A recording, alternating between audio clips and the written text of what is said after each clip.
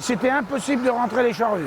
Le constat est rude pour les agriculteurs. La sécheresse de printemps a durci les sols au point que cet éleveur a dû irriguer cette parcelle avant de pouvoir labourer. Cette parcelle, j'ai récolté 30% de l'herbe normalement. J'ai fait que 5 bottes d'enrubanage à l'hectare.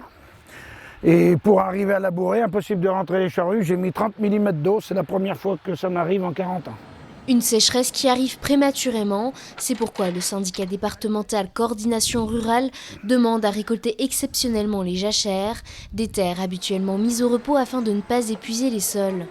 Exploiter ces terres dès maintenant, c'est s'assurer un fourrage suffisant pour les bêtes cet hiver. Si la sécheresse continue, systématiquement on va demander de nous les faucher. Mais on va les faucher au mois de juillet, il n'y aura presque plus rien, tout sera asséché.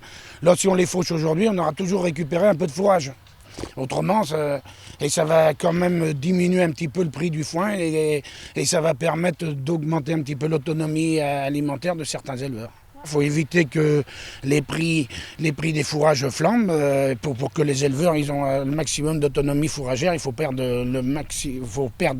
le minimum de fourrage. Une mesure qui peut être évitée s'il pleut suffisamment ces prochaines semaines, mais cet éleveur reste sceptique. Il faut absolument qu'il pleuve au moins 100 à 150 mm dans les 2 mois qui viennent, mai et juin. C'est une parcelle qui va faire peut-être 20 ou 30% du rendement normal, c'est-à-dire 15, 20, voire 30 quintaux, au lieu d'en faire 70, 80.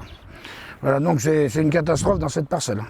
Pour ne plus manquer d'eau, certains proposent de la stocker en hiver. Les exploitants agricoles devront s'habituer à ces conditions climatiques plus difficiles d'année en année.